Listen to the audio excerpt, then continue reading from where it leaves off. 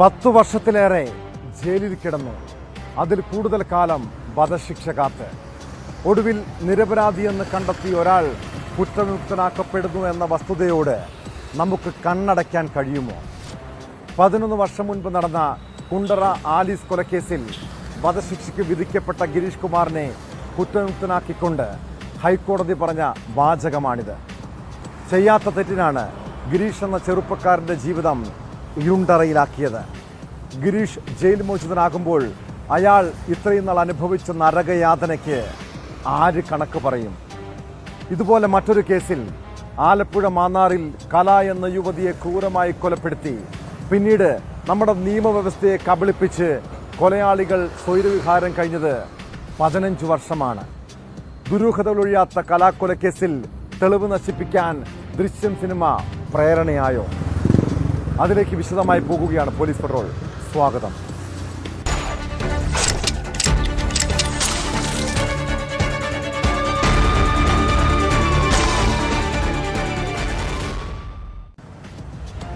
ഒരാളെ കൊലപ്പെടുത്തി വീട്ടുപരിസരത്ത് കുഴിച്ചിട്ടെന്ന വാർത്ത കേൾക്കുമ്പോൾ ദൃശ്യം സിനിമയാണ് പലരുടെയും മനസ്സിലേക്ക് വരിക. എന്നാൽ ആ സിനിമ ഇറങ്ങുന്നതിന് മുൻപ് നടന്ന സംഭവമാണ് ആലപ്പുഴ മാന്നാറിലെ കല എന്ന 20-കാരിയുടെ കൊലപാതകം. കലയെ കൊലപ്പെടുത്താൻ ദൃശ്യം ഒരിക്കലും പ്രചോദനമായിട്ടില്ല. എന്നാൽ തെളിവ് നശിപ്പിച്ചത് ദൃശ്യം മോഡലിലാണോ? കലയുടെ മൃതദേഹം സെപ്റ്റിക് ടാങ്കിൽ നിന്ന് കൂട്ടുപ്രതികൾ അറിയാതെ ഭർത്താവ് അനിൽകുമാർ മറ്റെവിടേക്കെങ്കിലും മാറ്റിയോ എന്നാണ് പോലീസ് സംശയിക്കുന്നത്. ഇതറിയണമെങ്കിൽ നിലവിൽ വിദേശത്തുള്ള അനിലിനെ നാട്ടിലെത്തിക്കണം. അതിനായി പോലീസ് ഇന്റർപോളിന്റെ സഹായം തേടിയിട്ടുണ്ട്. നാടിനെ നടുക്കിയ കൊലക്കേസ് 21-അംഗ പ്രത്യേക സംഘമാണ് അന്വേഷിക്കുന്നത്. കൊലപാതകത്തിൽ അനിലിന്റെ മാതാപിതാക്കൾക്കും പങ്കുണ്ടെന്ന് പരാതി വന്നിട്ടുണ്ട്.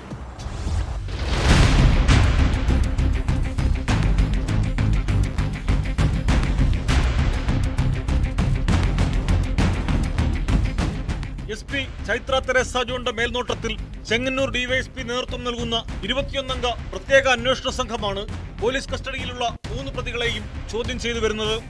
എങ്ങനെ കൊലപാതകം നടത്തിയെന്ന കാര്യത്തിൽ പ്രതികൾ നൽകുന്ന മൊഴികളിലെ വൈരുദ്ധ്യം പോലീസിനെ കുഴയ്ക്കുന്നുണ്ട്. കൊലപാതകത്തിന് ശേഷം മൃതദേഹം പുഴയിൽ ഉപേക്ഷിക്കാനാണ് ആദ്യം തീരുമാനിച്ചിരുന്നതെന്ന് പ്രതികളിൽ ഒരാൾ മൊഴി നൽകി. പക്ഷേ സാഹചര്യം അനുകൂലമല്ലാതിരുന്നതിനാൽ തീരുമാനം മാറ്റുകയായിരുന്നു. പിന്നീടാണ് കാറിൽ മറ്റൊരിടത്തേക്ക് മൃതദേഹം കൊണ്ടുപോയത്. സെപ്റ്റിക് ടാങ്കിൽ തന്നെയാണോ അതോ മറ്റെവിടെയെങ്കിലും മൃതദേഹം മറവ് ചെയ്തതെന്നാണ് പോലീസിന്റെ സംശയം. ഇക്കാര്യത്തിൽ വ്യക്തത വരുത്താനുള്ള ശ്രമത്തിലാണ് പോലീസ്. സെപ്റ്റിക് ടാങ്കിൽ മറവ് ചെയ്ത മൃതദേഹം അനിൽകുമാർ പിന്നീട് മാറ്റിയോ എന്നും അന്വേഷിക്കുന്നുണ്ട്. ഇസ്രായേലിലുള്ള അനിലിനെ നാട്ടിലെത്തിക്കുക എന്നതാണ് ഏറ്റവും നിർണായകം. ഇതിനായി CBI വഴി ഇന്റർപോളിന്റെ സഹായം തേടിയിട്ടുണ്ട്. മൃതദേഹം എവിടെയെന്ന കാര്യത്തിൽ കൃത്യമായി വിവരമറിയാവുന്നത് അനിലിനാണെന്നും പോലീസ് കരുതുന്നു. ജൂലൈ 8 വരെയാണ് പ്രതികളുടെ കസ്റ്റഡി കാലാവധി. ഈ കാലാവധി തീരുന്നതിന് മുമ്പ് അനിലിനെ നാട്ടിലെത്തിച്ച് പ്രതികളെ ഒന്നിച്ചിരുത്തി ചോദ്യം ചെയ്യാമെന്നാണ് അന്വേഷണ സംഘത്തിന്റെ പ്രതീക്ഷ. സാക്ഷി സുരേഷിന്റെ മൊഴിയും 2 മുതൽ 4 വരെയുള്ള പ്രതികളുടെ മൊഴിയുമാണ് നിലവിൽ പോലീസിന് മുന്നിലുള്ള പ്രധാനപ്പെട്ട തെളിവുകൾ.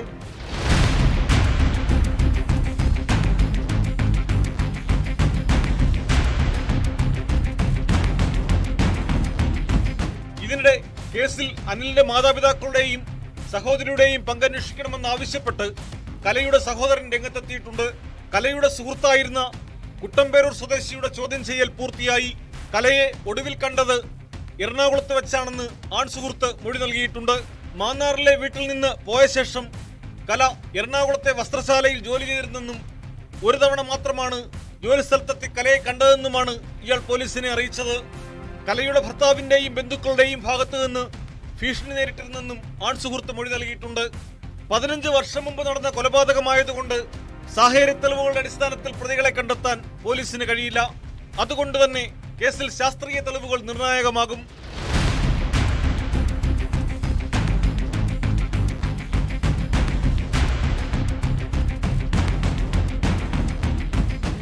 ന്യൂസ് 18 ആലപ്പുഴ. 10 വർഷത്തിലേറെ ജയിൽവാസം, വധശിക്ഷയുടെ നിഴലിൽ ഇരുണ്ടറയിലെ ജീവിതം. ചെയ്യാത്ത കുറ്റത്തിനാണ് കൊല്ലം പാരിപ്പള്ളി സ്വദേശി ഗിരീഷ് കുമാറിനെ നമ്മുടെ പോലീസും നിയമവ്യവസ്ഥയും വേട്ടയാടിയത്. കുണ്ടറ സ്വദേശിനി ആലീസിനെ വീട്ടിൽ അതിക്രമിച്ച് കയറി ബലാത്സംഗം ചെയ്ത് കൊലപ്പെടുത്തിയ കേസിൽ ഗിരീഷിനെ ഹൈക്കോടതി കുറ്റവിമുക്തനാക്കിയ ദിവസമാണിത്. കേസ് അന്വേഷിച്ച പോലീസിന്റെയും പ്രോസിക്യൂഷന്റെയും മുഴുവൻ വീഴ്ചകളും ചൂണ്ടിക്കാട്ടിയാണ് കോടതി രൂക്ഷമായ വിമർശനം ഉന്നയിച്ചത്. ഈ ചെറുപ്പക്കാരന്റെ ജീവിതം തകർത്തതിന് കോടതി 5 ലക്ഷം രൂപ നഷ്ടപരിഹാരവും വിധിച്ചു. ഗിരീഷ് കുമാറിനെ മോചിപ്പിച്ചതുകൊണ്ടും നഷ്ടപരിഹാരം നൽകിയതുകൊണ്ടും നീതിന്യായ വ്യവസ്ഥയ്ക്കേറ്റ കളങ്കം മായ്ച്ചു കളയാൻ കഴിയുമോ?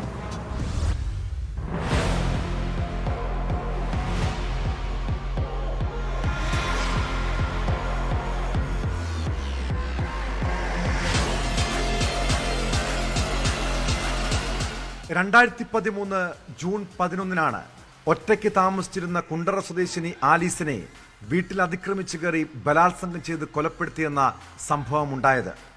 ആലീസ് കൊല്ലപ്പെട്ട വിവരമറിഞ്ഞ് ഗൾഫിൽ നിന്നെത്തിയ ഭർത്താവ് പോലീസിന്റെ സാന്നിധ്യത്തിൽ വീട് പരിശോധിച്ച ശേഷം 25 പവനോളം നഷ്ടപ്പെട്ട കാര്യം പറഞ്ഞിരുന്നു. തുടർന്ന് അന്വേഷണ ഉദ്യോഗസ്ഥൻ പ്രദേശത്ത് ഏതെങ്കിലും സ്ഥിരം കുറ്റവാളികളോ അടുത്തിടെ ശിക്ഷ കഴിഞ്ഞിറങ്ങിയവരോ ഉണ്ടോ എന്ന് അന്വേഷിച്ചിറങ്ങി.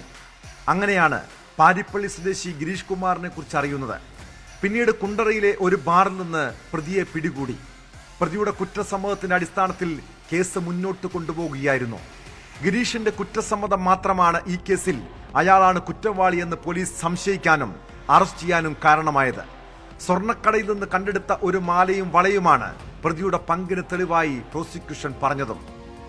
എന്നാൽ ഇത് കൊല്ലപ്പെട്ട ആലീസിന്റേതാണെന്ന് പോലും തെളിയിക്കാൻ കഴിഞ്ഞിരുന്നില്ല.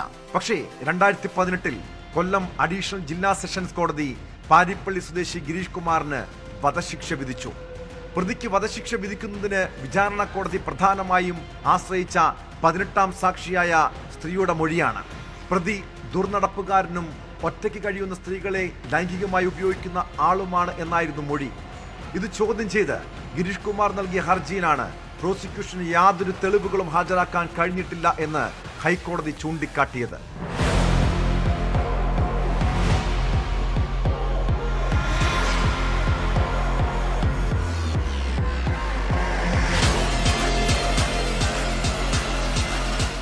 ഈ കൊലപാതകത്തിൽ പ്രതിയുടെ പങ്ക് വെളിവാക്കുന്ന നിയമപരമായി നിലനിൽക്കുന്ന തെളിവുകളൊന്നും ഹാജരാക്കാൻ പ്രോസിക്യൂഷന് സാധിച്ചിട്ടില്ലെന്നും ഹൈക്കോടതി വ്യക്തമാക്കി. തൊണ്ടിമുതലുകളും സാക്ഷികളും പോലീസ് കൃത്രിമമായി സംഘടിപ്പിച്ചതാണെന്നും പ്രതിയുടെ കുറ്റസമ്മതമൊഴി കെട്ടിച്ചമച്ചതാണെന്നുമുള്ള പ്രതിഭാഗത്തിന്റെ വാദം തള്ളിക്കളയാൻ സാധിക്കില്ലെന്നും കോടതി പറഞ്ഞു. ഈ കേസുമായി ബന്ധപ്പെട്ട് പ്രതിക്കെതിരെ ചുമത്തപ്പെട്ട ഒരു കേസും നിലനിൽക്കില്ല എന്നും ഗിരീഷിനെ സ്വതന്ത്രനാക്കാനും ഉത്തരവിടുകയായിരുന്നു.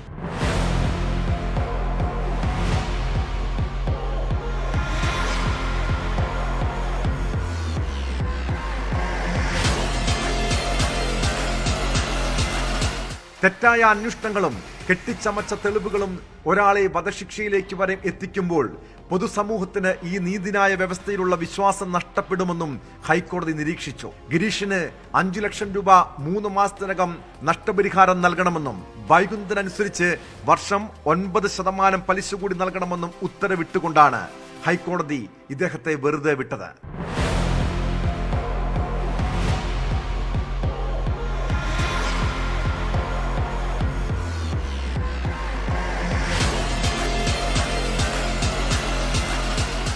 ന്യൂസ് 18 കൊച്ചി. ക്രിക്കറ്റ് പരമ്പരയ്ക്ക് പെൺകുട്ടികളെ പരിശീലിപ്പിക്കാനെത്തിയ കോച്ചിന്റെ പീഡന പരമ്പരയെക്കുറിച്ചുള്ള ഒരു വാർത്തയിലേക്കാണിനി.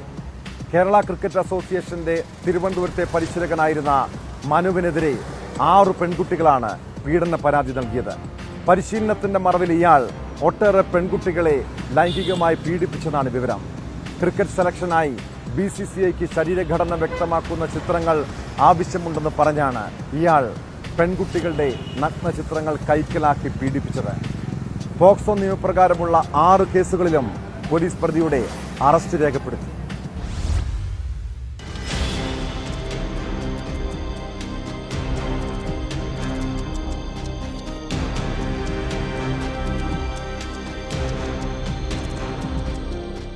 കേരള ക്രിക്കറ്റ് അസോസിയേഷന്റെ തിരുവനന്തപുരത്തെ പരിശീലകനായിരുന്ന മനു കോച്ചിങ്ങിന്റെ മറവിൽ പ്രായപൂർത്തിയാകാത്ത ഒട്ടേറെ പെൺകുട്ടികളെ ചൂഷണം ചെയ്തെന്നാണ് വിവരം. തെങ്കാശിയിൽ ക്രിക്കറ്റ് ടൂർണമെന്റിന് കൊണ്ടുപോയി അവിടെയുള്ള ഹോട്ടലിൽ വെച്ച് പീഡിപ്പിച്ചതായും നഗ്നചിത്രങ്ങൾ പകർത്തിയതായും പെൺകുട്ടികൾ മൊഴി നൽകിയിട്ടുണ്ട്. 1.5 വർഷം മുൻപ് ഇയാൾക്കെതിരെ ഒരു പെൺകുട്ടി പീഡന പരാതി നൽകിയിരുന്നു. തുടർന്ന് പ്രതി അറസ്റ്റിലാവുകയും ഈ കേസിൽ പോലീസ് കുറ്റപത്രം സമർപ്പിക്കുകയും ചെയ്തു. എന്നാൽ പരാതിക്കാരി പിന്നീട് മൊഴി മാറ്റിയതോടെ മനു കേസിൽ കുറ്റവിമുക്തനായി. ഇതോടെ പ്രതി ക്രിക്കറ്റ് അസോസിയേഷന്റെ പരിശീലകനായി ജോലിയിൽ തിരികെ കയറി. 3 ആഴ്ച മുൻപ് KCA സംഘടിപ്പിച്ച പിങ്ക് ക്രിക്കറ്റ് ടൂർണമെന്റിനെയാണ് മനുവിനെതിരെ പുതിയ പരാതി വന്നത്. പരിശീലനത്തിന്റെ മറവിൽ മനു ലൈംഗികമായി പീഡിപ്പിച്ചെന്ന് പെൺകുട്ടികളുടെ പരാതിയിൽ പറയുന്നു. ഇതിൽ പോലീസ് കേസെടുത്തതിന് പിന്നാലെ കൂടുതൽ പെൺകുട്ടികൾ ഇയാൾക്കെതിരെ രംഗത്തെത്തിയിട്ടുണ്ട്. ക്രിക്കറ്റ് സെലക്ഷനായി BCCIക്ക് ശരീരഘടന വ്യക്തമാക്കുന്ന ചിത്രങ്ങൾ ആവശ്യമുണ്ടെന്ന് പറഞ്ഞാണ് ഇയാൾ പെൺകുട്ടികളുടെ നഗ്നചിത്രങ്ങൾ കൈക്കലാക്കിയിരുന്നത്. നിരന്തരം ഇത്തരം നഗ്നചിത്രങ്ങൾ വാങ്ങി പ്രതി മൊബൈൽ ഫോണുകളിൽ സൂക്ഷിച്ചിരുന്നു. ഇയാൾ ഉപയോഗിച്ചിരുന്ന 2 മൊബൈൽ ഫോണുകളും പോലീസ് കസ്റ്റഡിയിലെടുത്തിട്ടുണ്ട്. ഇതിനു പുറമെ നെറ്റ് പ്രാക്ടീസിനിടെ ശരീരത്തിൽ മോശമായി സ്പർശിക്കുന്നതും പതിവാണെന്നും പരാതിയിൽ പറയുന്നു.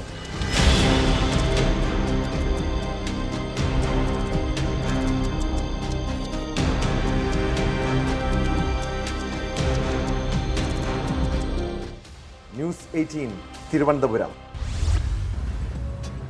10 വർഷം മുൻപ് മനുഷ്യ മനസാക്ഷിയെ മരവിപ്പിച്ച സംഭവമായിരുന്നു മലപ്പുറത്ത് 13-കാരിയെ ബലാത്സംഗം ചെയ്ത് ഗർഭിണിയാക്കിയ കേസ്. 2014 സെപ്റ്റംബറിലാണ് ഭാര്യയുടെ ബന്ധുവായ പെൺകുട്ടിയെ വാഴക്കാട് സ്വദേശി രാജൻ പീഡനത്തിന് ഇരയാക്കിയത്. ആ കേസിൽ പ്രതിക്ക് കോടതി ശിക്ഷ വിധിച്ച ദിവസമാണിത്. 48-കാരനായ രാജന് കോടതി 120 വർഷം കഠിന തടവ് ശിക്ഷ വിധിച്ചു. പ്രതി 8 ലക്ഷം രൂപ പിഴയടയ്ക്കാനും മഞ്ചേരി സ്പെഷ്യൽ പോക്സോ കോടതിയുടെ ഉത്തരവിലുണ്ട്.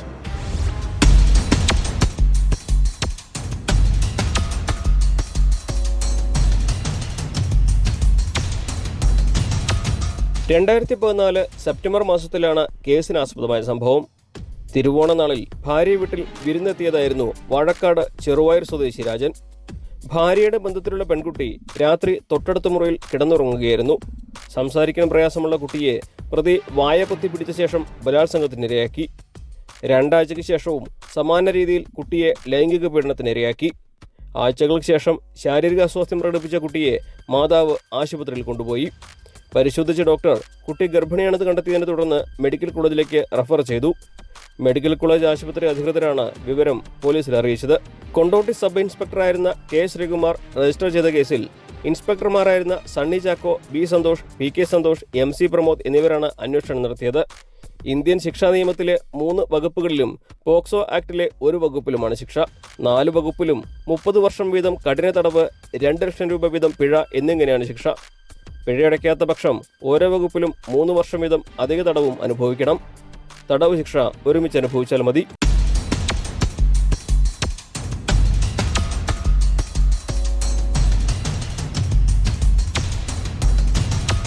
പ്രതി പിഴയടയ്ക്കുന്ന പക്ഷം തുക ഇരയ്ക്ക് നൽകാനും കോടതി വിധിച്ചു. സർക്കാരിന്റെ വിക്ടിം കോമ്പൻസേഷൻ ഫണ്ടിൽ നിന്നും കുട്ടിക്ക് നഷ്ടപരിഹാരം ലഭ്യമാക്കാൻ നടപടി സ്വീകരിക്കണമെന്ന് ജില്ലാ ലീഗൽ സർവീസ് അതോറിറ്റിക്ക് നിർദ്ദേശവും നൽകി. പ്രോസിക്യൂഷന് വേണ്ടി ഹാജരായ special public prosecutor advocate A Somasundaran 26 സാക്ഷികളെ കോടതി മുമ്പാകെ വിസ്തരിച്ചു. 26 രേഖകളും ഹാജരാക്കി. പ്രതി രാജനെ ശിക്ഷ അനുഭവിക്കുന്നതായി തവനൂർ സെൻട്രൽ ജയിലിലേക്ക് അയച്ചു.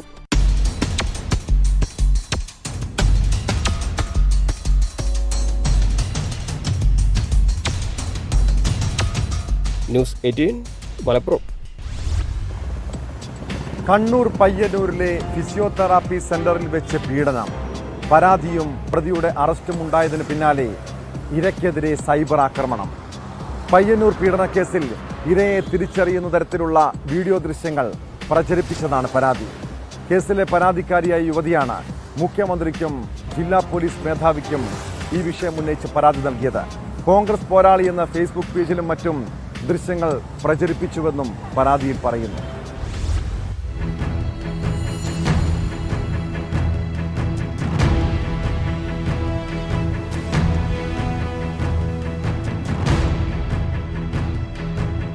ഫിസിയോതെറാപ്പി സെന്റർ ഉടമ ശരത് നമ്പ്യാർ ബലാത്സംഗം ചെയ്തതായി പരാതി നൽകിയതിന് പിന്നാലെ തനിക്കും കുടുംബത്തിനും അപമാനമുണ്ടാക്കുന്ന തരത്തിൽ സമൂഹമാധ്യമങ്ങളിൽ പ്രചാരണം നടത്തുകയാണെന്നാണ് പരാതി. പെൺകുട്ടിയെയും പിതാവിനെയും തിരിച്ചറിയാൻ സാധിക്കുന്ന തരത്തിൽ ഫിസിയോതെറാപ്പി സെന്ററിലെ തന്നെ CCTV ദൃശ്യങ്ങളാണ് പ്രചരിപ്പിച്ചിട്ടുള്ളത്.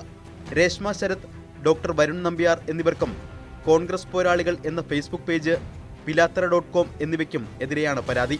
സ്ത്രീത്വത്തെ അപമാനിക്കുന്ന രീതിയിൽ ഫേസ്ബുക്കിലും വാട്സാപ്പിലും ദൃശ്യങ്ങൾ പ്രചരിച്ചതായി പരാതിയിൽ പറയുന്നു.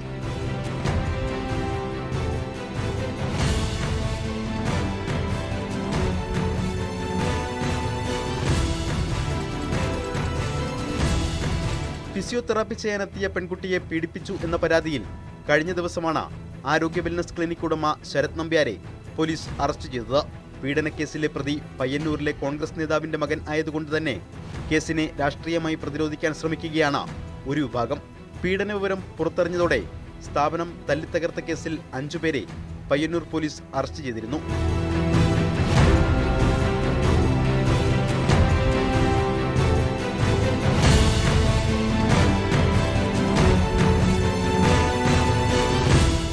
ന്യൂസ് 18 പയ്യന്നൂർ.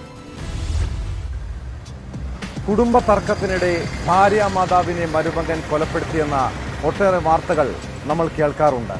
എന്നാൽ ഭാര്യ മരിച്ചതിന്റെ മനോവിഷമത്തിൽ അമ്മായിയമ്മയെ കൊലപ്പെടുത്തിയ ശേഷം മരുമകൻ ജീവനൊടുക്കിയ ഏറെ സങ്കടപ്പെടുത്തുന്ന ഒരു കേസിനെ കുറിച്ച് അറിയാൻ കഴിഞ്ഞു.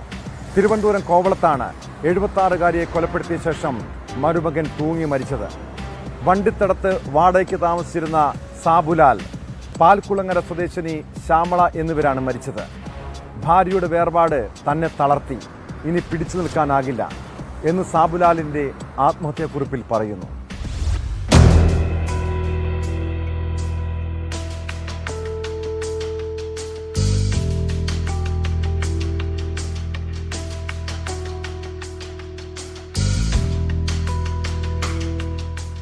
സാബുലാലിന്റെ ഭാര്യ റീന അർബുദം ബാധിച്ച് ചികിത്സയിലിരിക്കെ കഴിഞ്ഞ ജൂൺ 3-ന് മരിച്ചിരുന്നു. ഭാര്യയുടെ മരണം സാബുലാലിനെ തളർത്തിയിരുന്നതായി ബന്ധുക്കൾ പറഞ്ഞു. ഭാര്യയുടെ അമ്മ 76-കാരി ശ്യാമളയെ കിടപ്പുമുറിയിൽ വെച്ച് പ്ലാസ്റ്റിക് കയർ ഉപയോഗിച്ച് കഴുത്ത് മുറുക്കി കൊലപ്പെടുത്തിയ ശേഷം സാബുലാൽ തൂങ്ങി മരിച്ചെന്നാണ് പോലീസിന്റെ നിഗമനം. പുലർച്ചെ 4-ന് സാബുലാൽ ഭാര്യയുടെ ബന്ധുവായ ബിന്ദുവിന് 8 പേജുള്ള ആത്മഹത്യാക്കുറിപ്പ് വാട്സാപ്പിൽ അയച്ചിരുന്നു. ഭാര്യയുടെ വേർപാട് തന്നെ തളർത്തി, ഇനി പിടിച്ചു നിൽക്കാനാവില്ല, അതിനാൽ അമ്മയെയും കൂടെ കൂട്ടുന്നു. ഇങ്ങനെയാണ് കുറിപ്പിലുണ്ടായിരുന്നത്. അടുത്ത സുഹൃത്തായ ശ്രീകാന്തിനും ഇത് അയച്ചു കൊടുക്കണമെന്ന സന്ദേശത്തിൽ പറഞ്ഞിരുന്നു. രാവിലെ 7-ഓടെയാണ് ബിന്ദു സന്ദേശം കാണുന്നത്. ഉടൻ സാബുലാലിനെ വിളിച്ചെങ്കിലും മൊബൈൽ ഫോൺ സ്വിച്ച് ഓഫ് ആയിരുന്നു. വീട്ടുജോലിക്കാരി ബീനയെ വിളിച്ചറിയിച്ചതോടെ ഇവരെത്തി പരിശോധിച്ചപ്പോഴാണ് മരണവിവരം അറിഞ്ഞത്. വീടിന്റെ വാതിലുകൾ കുറ്റിയിടാതെ ചാരിയിട്ടിരിക്കുകയായിരുന്നു. താഴത്തെ മുറിയിലായിരുന്നു ശ്യാമളയുടെ മൃതദേഹം. മുകളിലത്തെ മുറിയിലാണ് സാബുലാലിനെ തൂങ്ങി മരിച്ച നിലയിൽ കണ്ടത്. 7 മണിയായില്ലേ ബിന്ദുട്ടി വിളിച്ചപ്പോൾ? 7 മണിയായി. ഞാനിവിടെ താമസിക്കുന്നത്. നമ്മളങ്ങ് വേഗം ഇതാക്കി. 2.5 വർഷമായി. മക്കളില്ല. ഭാര്യ മരിച്ചു. അവള് ഇന്നലെ 1 മാസമായി. ഒരു ക്യാൻസർ പേഷ്യൻ്റ്. ഇവിടെ വന്നിട്ട് ഈ ഓണത്തിന് 3 വർഷമാവും. അമ്മായി റീനയുടെ അമ്മായില്ല, അമ്മാവനില്ല, അമ്മയാണുള്ളത് റീനയുടെ.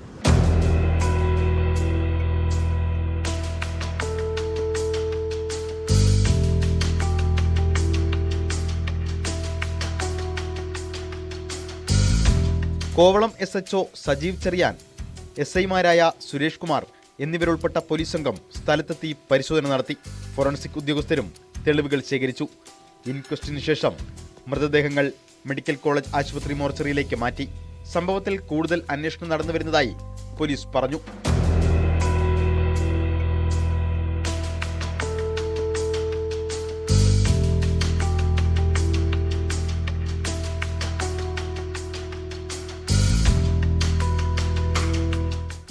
ന്യൂസ് 18 നെയ്യാറ്റിൻകര. CCTV-കൾ വ്യാപകമായതോടെ പല കേസുകളിലും പ്രതികളെ പിടികൂടുന്നത് പോലീസിന് എളുപ്പമായിട്ടുണ്ട്. കണ്ണൂർ തലശ്ശേരിയിൽ പ്രവാസിയുടെ അടച്ചിട്ട വീട്ടിൽ മോഷണം നടത്താനുള്ള ശ്രമം പരാജയപ്പെട്ടതും CCTV ഉള്ളതുകൊണ്ടാണ്. CCTV ക്യാമറയിലൂടെ വിദേശത്തിരുന്ന് വീട്ടുടമ ദൃശ്യങ്ങൾ കണ്ടതോടെയാണ് മോഷണശ്രമം പരാജയപ്പെട്ടത്. സംഭവത്തിൽ ഒളവല്ലൂർ പോലീസ് അന്വേഷണം ഊർജിതമാക്കിയിട്ടുണ്ട്.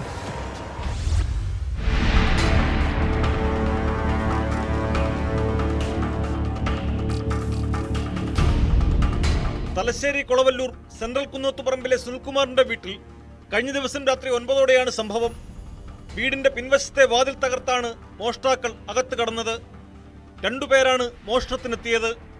CCTV ക്യാമറ ശ്രദ്ധയിൽപ്പെട്ട മോഷ്ടാക്കളിൽ ഒരാൾ ക്യാമറ മറയ്ക്കാനും ശ്രമിച്ചു. എന്നാൽ UAE-യിലുള്ള വീട്ടുടമ മൊബൈൽ ഫോൺ വഴി CCTV ദൃശ്യങ്ങൾ കണ്ടു. മോഷ്ടാക്കൾ വീടിനുള്ളിലേക്ക് കയറുന്നത് കണ്ട ഇദ്ദേഹം സുഹൃത്തും അയൽവാസിയുമായ ഡോക്ടർ രവീന്ദ്രനെ വിവരമറിയിച്ചു. വീടിന് പുറത്തിറങ്ങിയ ഡോക്ടർ ടോർച്ചടിക്കുകയും ശബ്ദമുണ്ടാക്കുകയും ചെയ്തതോടെ മോഷ്ടാക്കൾ കടന്നുകളയുകയായിരുന്നു.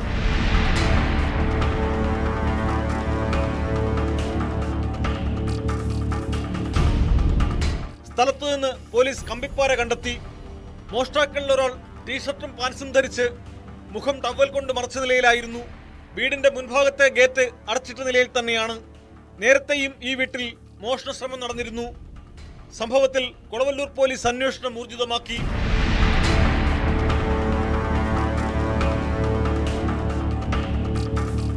ന്യൂസ് 18 കണ്ണൂർ. ഇടുക്കി വണ്ടിപ്പെരിയാർ ടൗണിൽ മോഷണം വ്യാപകമാകുന്നു. വീടുകളും കച്ചവട സ്ഥാപനങ്ങളും ലക്ഷ്യമിട്ടാണ് കവർച്ചാ സംഘങ്ങളുടെ വരവ്. വണ്ടിപ്പെരിയാറിലെ ന്യൂ പാണ്ഡ്യൻ സ്റ്റോർ സ്ഥിതി ചെയ്യുന്ന മാർക്കറ്റിനുള്ളിൽ 3 കടകളിലാണ് മോഷണം നടന്നത്. കള്ളൻ മുഖംമൂടി ധരിച്ചിരുന്നതിനാൽ ആളെ തിരിച്ചറിയാനായിട്ടില്ല. വണ്ടിപ്പെരിയാർ പോലീസും വിരലടയാൾ വിദഗ്ധരും സ്ഥലത്തെത്തി പരിശോധന നടത്തി.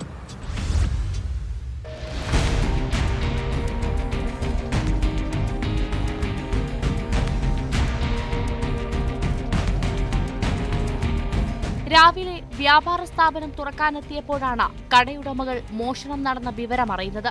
വണ്ടിപ്പെരിയാർ ന്യൂ പാണ്ഡ്യൻ സ്റ്റോർ മാർക്കറ്റിനുള്ളിലെ പച്ചക്കറി കടയിലും തൊട്ടടുത്തുള്ള ഉണക്കമീൻ വ്യാപാരശാലയിലും സമീപത്തെ കോഴിക്കടയിലുമാണ് മോഷണം നടന്നത്. മോഷ്ടാവ് പൂട്ട് തകർത്താണ് കടകളിൽ കയറിയത്. കോഴിക്കടയിലെ മേശ തകർത്ത് 8000 രൂപ അപഹരിച്ചു.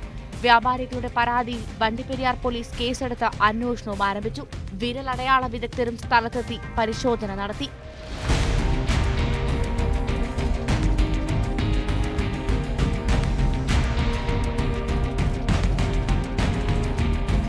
പച്ചക്കറി കടയിലെ CCTV ക്യാമറയിൽ മോഷ്ടാവിന്റെ ദൃശ്യങ്ങൾ പതിഞ്ഞിട്ടുണ്ട്. എന്നാൽ ഇയാൾ മുഖംമൂടി ധരിച്ചിരുന്നതിനാൽ ആളെ തിരിച്ചറിയാനായില്ല. വണ്ടിപ്പെരിയാർ നല്ലതമ്പി കോളനിയിൽ നിന്നും പണം മോഷണം പോയതായ മറ്റൊരു പരാതിയും വണ്ടിപ്പെരിയാർ പോലീസിന് ലഭിച്ചു. ഈ കേസിലും പോലീസ് അന്വേഷണം ഊർജിതമാക്കി.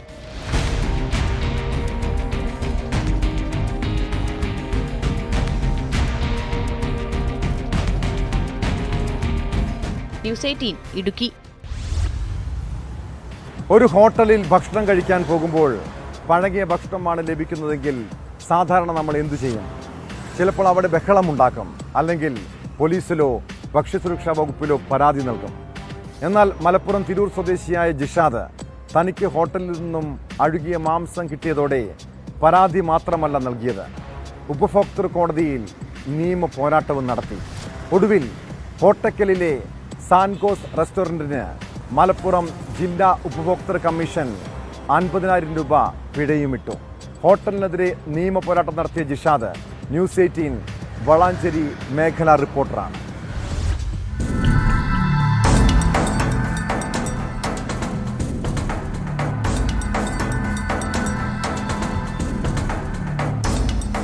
ജിഷാദ് ഭാര്യയും 5 വയസ്സുള്ള മകളുമൊത്താണ് ഭക്ഷണം കഴിക്കാൻ ഹോട്ടലിലെത്തിയത്. ചിക്കൻ വിഭവം മകൾക്ക് നൽകാനായി ചെറിയ കഷ്ണങ്ങളാക്കുമ്പോഴാണ് അതിനകത്ത് പുഴുവിനെ കണ്ടത്. ഉടനെ ഹോട്ടൽ അധികൃതരെ കാണിച്ച് ബോധ്യപ്പെടുത്തിയെങ്കിലും അപമര്യാദയായി പെരുമാറി. തുടർന്ന് കോട്ടക്കൽ നഗരസഭയിലും ജില്ലാ ഭക്ഷ്യസുരക്ഷാ ഓഫീസിലും പരാതി നൽകി. മുനിസിപ്പൽ ഓഫീസിലെ ബന്ധപ്പെട്ട ഉദ്യോഗസ്ഥർ വന്ന് സ്ഥാപനം അടച്ചുപൂട്ടുകയും ശുചീകരണ പ്രവൃത്തിക്ക് ശേഷമേ തുറക്കാവൂ എന്ന് ഉത്തരവിടുകയും ചെയ്തു. തുടർന്ന് ജിഷാദ് ജില്ലാ ഉപഭോക്തൃ കമ്മീഷനെ സമീപിക്കുകയായിരുന്നു. കമ്മീഷണറിൽ നിന്നും നോട്ടീസ് കൈപ്പറ്റിയ റെസ്റ്റോറന്റ് ഉടമ മറുപടി ബോധിപ്പിക്കുന്നതിൽ വീഴ്ച വരുത്തി. തുടർന്ന് പരാതിക്കാരൻ ഹാജരാക്കിയ രേഖകൾ പരിശോധിച്ച കമ്മീഷൻ പരാതിയിൽ വാസ്തവമുണ്ടെന്ന് കണ്ടെത്തിയാണ് പിഴ വിധിച്ചത്. അഴുകിയ ഭക്ഷണം വിതരണം ചെയ്യാനുണ്ടായ സാഹചര്യം ഗുരുതരമാണെന്നും ഇക്കാര്യത്തിൽ ഉചിതമായ മറ്റു നടപടികൾ ആവശ്യമാണെന്നും 50,000 രൂപ പിഴയും 5,000 രൂപ കോടതി ചെലവ് നൽകുന്നതിന് വിധിച്ചുകൂടൽ ഉത്തരവിൽ കമ്മീഷൻ പറഞ്ഞു.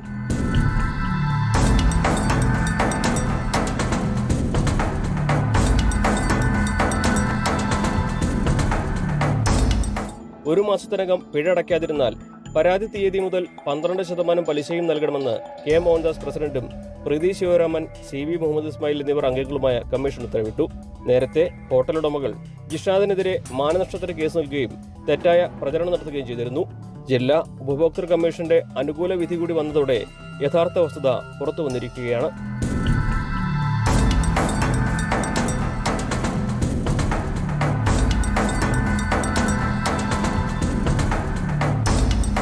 ന്യൂസ് 18 മലപ്പുറം. കുറ്റകൃത്യങ്ങളുടെ മറ്റു ചില വാർത്തകൾ ചുരുക്കത്തിൽ.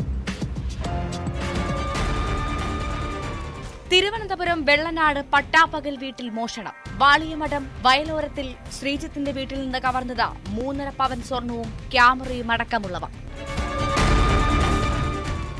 കൊലപാതകമടക്കം നിരവധി കേസുകളിലെ പ്രതി കാട്ടാക്കട പോലീസിന്റെ പിടിയിൽ. പിടിയിലായത് മലയൻകീഴ് സ്വദേശി സോഫിൻ. നെടുമങ്ങാട് മെഡിക്കൽ സ്റ്റോറിന്റെ മറവിൽ MDMA കച്ചവടം നടത്തിയ യുവാവ് പിടിയിൽ. സ്റ്റോർ ഉടമയുടെ മകൻ ഷാനാസാണ് പിടിയിലായത്. അങ്കമാലിയിൽ 133 ഗ്രാം MDMAയുമായി യുവാവ് പിടിയിൽ. കലൂർ സ്വദേശി സഹൽ കരീമാണ് എക്സൈസിന്റെ പിടിയിലായത്. കോഴിക്കോട് വൻ ലഹരിവേട്ട. 1 കിലോയോളം MDMAയുമായി പിടിയിലായത് വെള്ളമുണ്ട സ്വദേശി ഇസ്മായിൽ. തൃശൂരിൽ മദ്യപിച്ച് കാറിൽ വന്ന സംഘം വിദ്യാർത്ഥികളെ മർദ്ദിച്ചു. വിയാർപുരം ഗവൺമെന്റ് ഹയർ സെക്കൻഡറി സ്കൂളിലെ +2 വിദ്യാർത്ഥികൾക്കാണ് മർദ്ദനമേറ്റത്. പാലക്കാട് കടമ്പഴിപ്പുറത്ത് കാറിലെത്തിയ സംഘം സുഹൃത്തുക്കളെ വെട്ടിപ്പരിക്കേൽപ്പിച്ചു. വെട്ടേറ്റത് കടമ്പഴിപ്പുഴം സ്വദേശികളായ ടോണി, പ്രസാദ് എന്നിവർക്ക്. മദ്യപിച്ച് വാഹനം ഓടിക്കുന്നവരും ഗതാഗത നിയമം കാറ്റിൽ പറത്തുന്നവരും വഴിയാത്രക്കാരുടെ ജീവനാണ് ഭീഷണി ഉയർത്തുന്നത്. കഴിഞ്ഞ ദിവസം കണ്ണൂരിൽ ഒരു പോലീസുകാരൻ അമിത വേഗതയിൽ ഓടിച്ച കാറിടിച്ച് വഴിയാത്രക്കാരി മരിച്ചൊരു സംഭവത്തെക്കുറിച്ച് കേട്ടിരുന്നു. ആ കേസിൽ പോലീസുകാരനെതിരെ കേസെടുത്തതിന് പിന്നാലെ അയാളെ സസ്പെൻഡും ചെയ്തു. ഇനി കാണേണ്ടത് എറണാകുളം മുളന്തുരുത്തിയിൽ മദ്യലഹരിയിൽ ഓടിച്ച കാർ അപകടത്തിൽപ്പെട്ട ദൃശ്യമാണ്.